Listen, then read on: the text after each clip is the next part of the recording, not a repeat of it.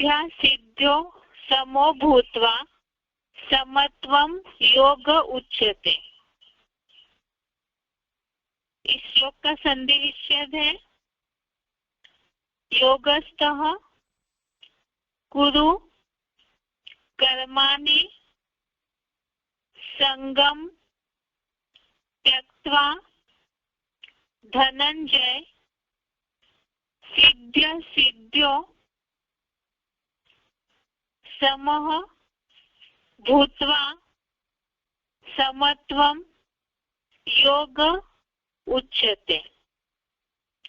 संधि विच्छेद दोबारा योगस्थः कुरु कर्माणि संगम त्यक्त्वा धनंजय सिद्ध्या सिद्ध्यो समः भूत्वा समत्वं योग उच्यते।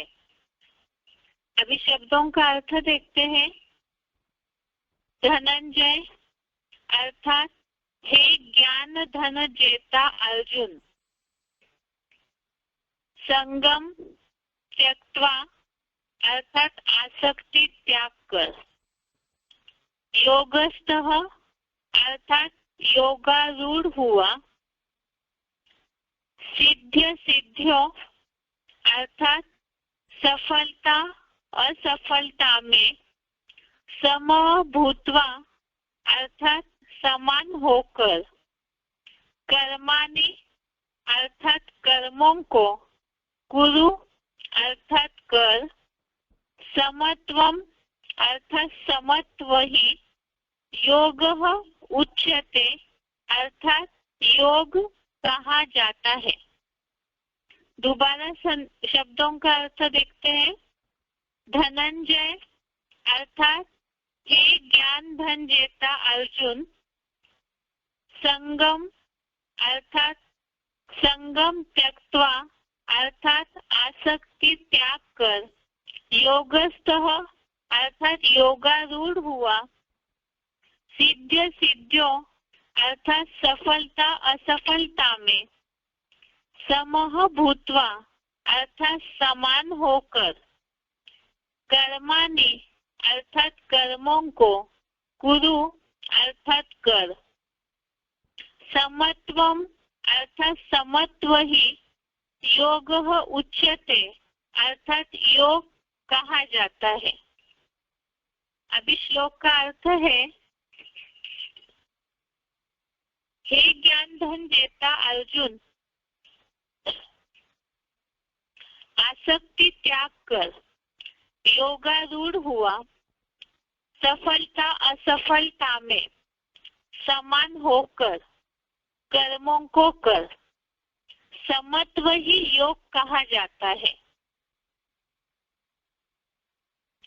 यहाँ जो बताया है धनंजय का अर्थ श्लोक में, हे ज्ञान धन जेता अर्जुन अर्थात ज्ञान धन को जीतने वाले अर्जुन, आसक्ति को त्याग कर अर्थात अटैचमेंट या कोई भी वस्तु पदार्थ या जैसे यहाँ कर्मों की बात आई है तो उनके प्रति जो खिंचाव है उसके प्रति आसक्ति को छोड़ करके योगारूढ़ हुआ अर्थात योग में आरूढ़ हुआ, योग में स्थित हुआ।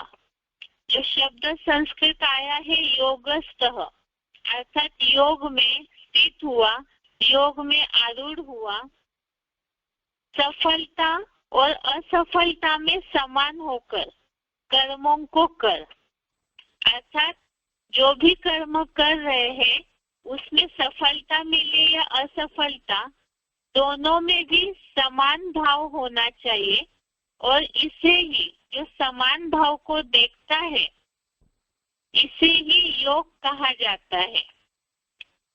अर्थात भगवान ने अर्जुन को योगी बनने के लिए बोला है और योगी बनने के लिए योगारूढ़ होने के लिए बोला है, वही समत्व है। समत्व ही योग कहा जाता है। एक बार इसे क्लैरिफिकेशन सहित देखते हैं। हे सच्ची गीता एडवांस ज्ञान धन जेता अर्जुन, अर्जुन के लिए तो बताया हुआ है ज्ञान अर्जन करने वाला, और यहाँ जो अव्वल हीरो पार्टधारी है अव्वल नंबर, तो वही परमात्मा के या सुप्रीम सोल के ज्ञान को पूरी तरह से आत्मसात करते हैं। इसलिए यहाँ बताया सच्ची गीता एडवांस ज्ञान धन को जीतने वाले अर्जुन आसक्ति त्याग कर योगारूढ़ हुआ, अन्य द्वंद्वों जैसी सफलता असफलता में भी समान होकर कर्म फल त्यागी बनकर कर्मों को कर हर प्रकार के द्वंद्वों में सदाकाल समत्व ही योग कहा जाता है। यहाँ जैसे बात आई अन्य द्वंद्वों जैसी सफलता असफलता में भी समान होकर, तो इसके पहले भी श्लोक में भावार्थ में ऐसी बातें आई है। जैसे हमने इसके पहले जो श्लोक पढ़े हैं उसमें देखा है लाभ हानि जय पराजय, श्लोक नंबर 2 अध्याय का 38वां श्लोक, 2 अध्याय का 38 नंबर श्लोक, इसमें भी ये बात आई थी सुख दुख को, लाभ हानि को, जय पराजय को समान मानकर। उसमें बात आई अगर इस तरह समान रहते हैं हर बात में तो युद्ध में पाप नहीं लगेगा, अर्थात जो कर्म करते हैं उसमें पाप के भागी नहीं बनेंगे।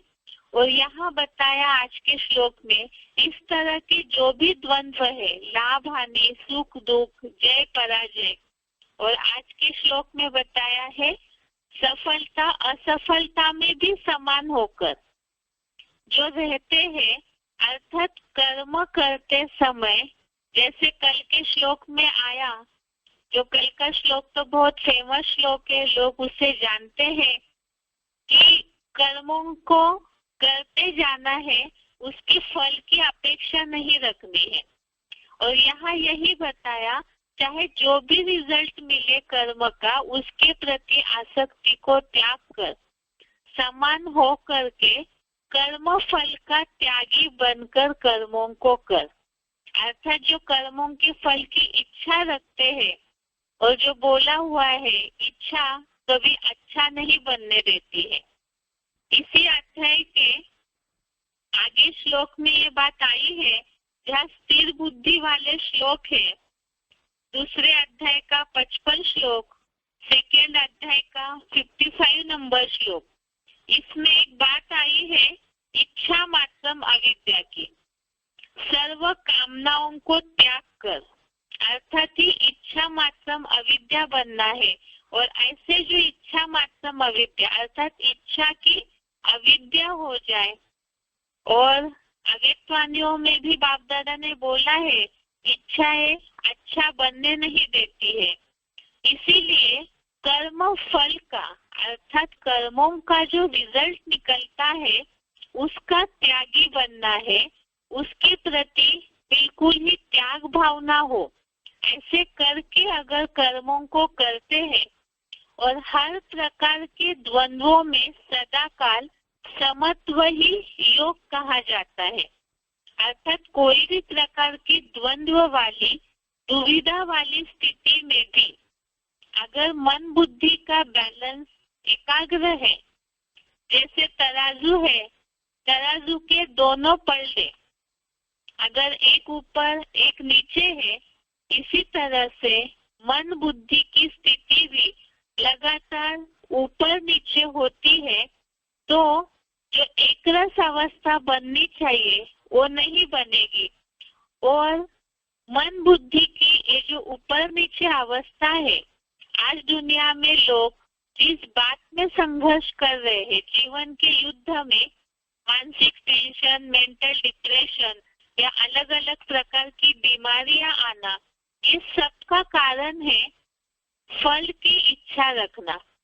कुछ भी कर्म करते हैं तो तुरंत ही फल की अपेक्षा के साथ ही कर्म करते हैं, और इसी के कारण ही जब उसका रिजल्ट जैसे मिलना चाहिए वैसे नहीं मिलता है, तब डिसबैलेंस होकर के मानसिक स्थिति खराब हो जाती है और वही फिर मानसिक बीमारियों का कारण बन जाता है।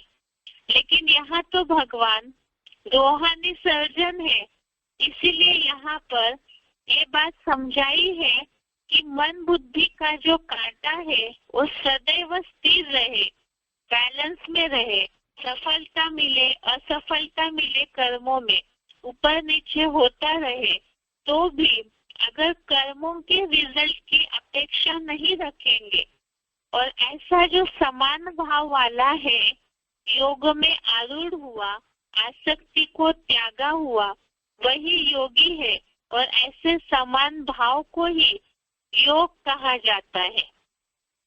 इसी के लिए ही 12वें अध्याय के 14वें श्लोक में, अध्याय 12 श्लोक नंबर 14, इसमें एक शब्द आया है संतुष्टः सततम योगी, अर्थात जो हर प्रकार के रिजल्ट में कर्म में संतुष्ट रहते हैं, कर्म फल की अपेक्षा नहीं रखते हैं, तो वो सततम योगी बन जाते हैं। और ऐसे जो सतत योगी है, निरंतर के योगी, अर्थात हर समय कर्म फल के त्यागी और समान भाव वाले जो है, वही भगवान को प्रिय है।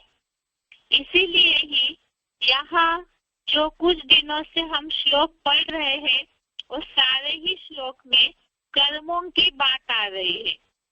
अर्थात जो बताया कि कर्म जो है वही कर्म भूमि है, अर्थात ये कुरुक्षेत्र है, और इसी में ही युद्ध में बार बार मनस्थिति ऊपर नीचे होती है। तो ये कुरुक्षेत्र में, कर्मों के क्षेत्र में, युद्ध में सफलता तभी मिल सकती है जब मन बुद्धि का बैलेंस सदैव एक रस हो। अगर रिजल्ट की अपेक्षा रखते हैं तो उससे कहीं ना कहीं मन बुद्धि की अवस्था डाउन जरूर होती है। ये आज के श्लोक का अर्थ है। इसे एक बार दोबारा पढ़ते हैं, फिर श्लोक का उच्चारण सुनेंगे।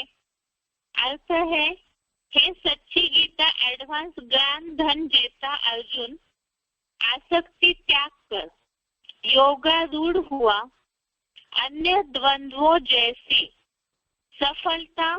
सफलता में भी समान होकर कर्म फल त्यागी बनकर कर्मों को कर।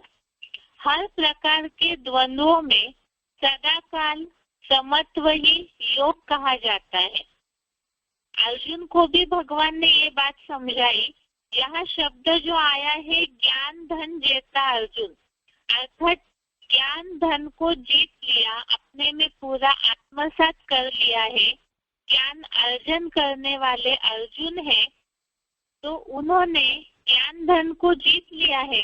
इसी तरह से नंबरवार जो मुरलियों में शिव बाबा बोलते हैं कि ज्ञान की तलवार जो है इतनी तीखी होनी चाहिए, जो इस बार की संगठन में भी ये बात आई कि ज्ञान की तलवार ऐसी हो जो यूं मारी और यूं खत्म। अर्थात जीवन में जो भी समस्याएं आती है, तो हर बात में अगर ज्ञान की तलवार सक्षम हो तो इस तरह से इस बैलेंस वाली स्थिति कभी भी नहीं बनेगी। इसलिए बताया ज्ञान को हर समय जीवन में, ज्ञान रत्न है, और अगर किसी के पास बहुत सारा धन होए लेकिन समय पे वो यूज नहीं करते हैं तो उसे समझदार नहीं कहा जाएगा।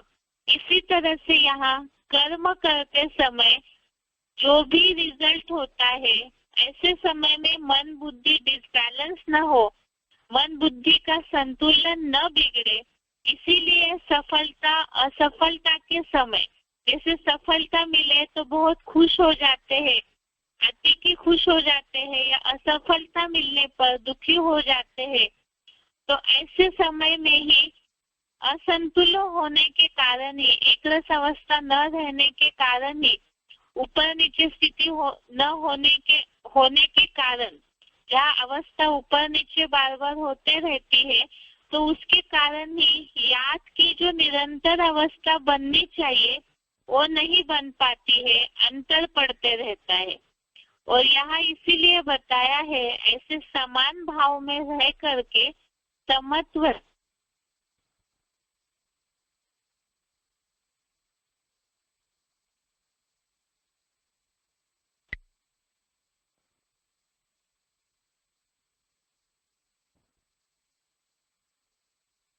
योगस्थः कुरु कर्माणि संगं त्यक्त्वा धनञ्जय सिद्ध्यसिद्ध्यौ समो भूत्वा समत्वं योग उच्यते।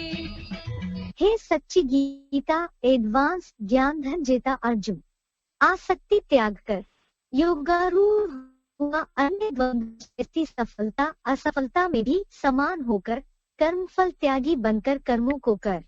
हर प्रकार के द्वंद्वों में सदाकाल समत्व ही योग कहा जाता है।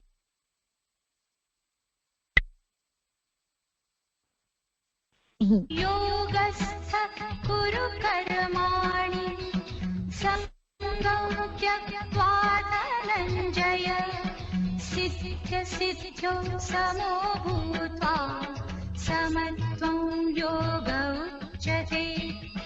हे सच्ची गीता एडवांस ज्ञान धन जेता अर्जुन, आसक्ति त्याग कर योगारूढ़ हुआ अन्य द्वंद्वों जैसी सफलता असफलता में भी समान होकर कर्मफल त्यागी बनकर कर्मों को कर। हर प्रकार के द्वंद्वों में सदाकाल समत्व ही योग कहा जाता है।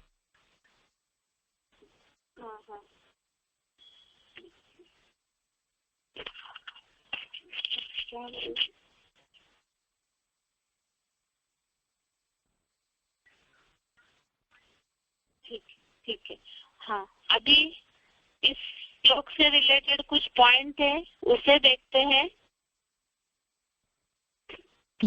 योगस्थः कुरु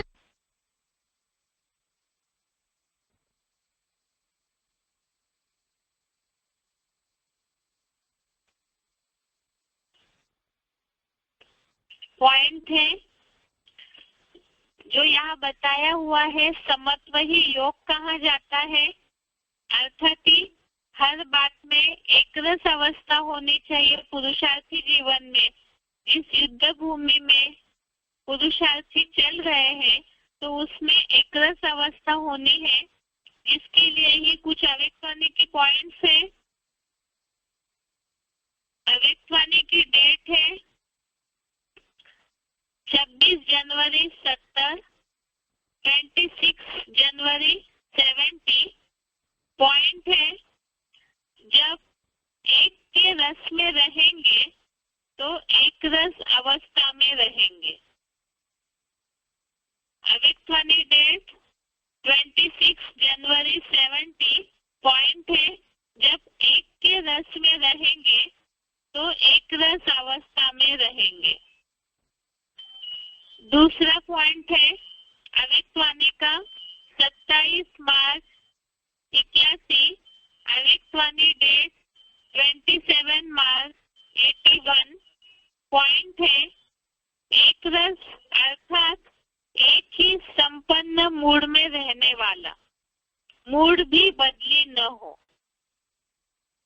एक रस अर्थात एक ही संपन्न मूड में रहने वाला, मूड भी बदली न हो। अगला पॉइंट है अव्यक्तवाणी डेट 1 मार्च 84, अव्यक्तवाणी डेट 1 मार्च 84। पॉइंट है कभी भूलना कभी याद रहना, इसमें जीवन का मजा नहीं आ सकता। जब एकरस स्थिति हो तब जीवन का मजा है। कभी नीचे होंगे कभी ऊपर तो थक जाएंगे। वैसे भी किसको कहो बार बार नीचे उतरो ऊपर चढ़ो तो थक जाएंगे ना। दोबारा पॉइंट देखिए, कभी भूलना कभी याद रहना, इसमें जीवन का मजा नहीं आ सकता। जब एकरस स्थिति हो तब जीवन का मजा है। कभी नीचे होंगे कभी ऊपर तो थक जाएंगे। वैसे भी किसको कहो बार बार नीचे उतरो ऊपर चढ़ो तो थक जाएंगे ना। अगला पॉइंट है 26 फरवरी 84, पॉइंट है 26 फरवरी 84, पॉइंट है अव्यक्तवाणी का सदा एक बाप दूसरा न कोई इसी स्मृति में स्थित रहते हो। इसी स्थिति को ही एकरस स्थिति कहा जाता है, क्योंकि जहाँ एक है वहाँ एक रस है, अनेक है तो स्थिति भी डगमग होती है। पॉइंट दोबारा, सदा एक बाप दूसरा न कोई इसी स्मृति में स्थित रहते हो। इसी स्थिति को ही एकरस स्थिति कहा जाता है, क्योंकि जहाँ एक है वहाँ एक रस है, अनेक है तो स्थिति भी डगमग होती है। अगला पॉइंट 27 नवंबर 87, अव्यक्तवाणी डेट 27 नवंबर 87, पॉइंट है बाप का प्यारा नहीं तो न्यारा भी नहीं बन सकते। लगाव में आ जाएंगे। बाप का प्यारा और किसी व्यक्ति व वैभव का प्यारा हो नहीं सकता। वह सदा आकर्षण से परे अर्थात न्यारे होंगे। इसको कहते हैं निर्लेप स्थिति। पॉइंट दोबारा, बाप का प्यारा नहीं तो न्यारा भी नहीं बन सकते। लगाव में आ जाएंगे। बाप का प्यारा और किसी व्यक्ति व वैभव का प्यारा हो नहीं सकता। वह सदा आकर्षण से परे अर्थात न्यारे होंगे। इसको कहते हैं निर्लेप स्थिति। तो ये सारे पॉइंट में जैसे श्लोक में बात आई है, समत्व ही योग कहा जाता है। अर्थात समत्व माना ही एकरस स्थिति, समान स्थिति, और ऐसे एकरस स्थिति में वही रह सकते हैं जो योग की अवस्था में रहेंगे। एक बाप दूसरा न कोई इस स्थिति में रहेंगे तो समत्व की स्थिति में स्थित हो सकते।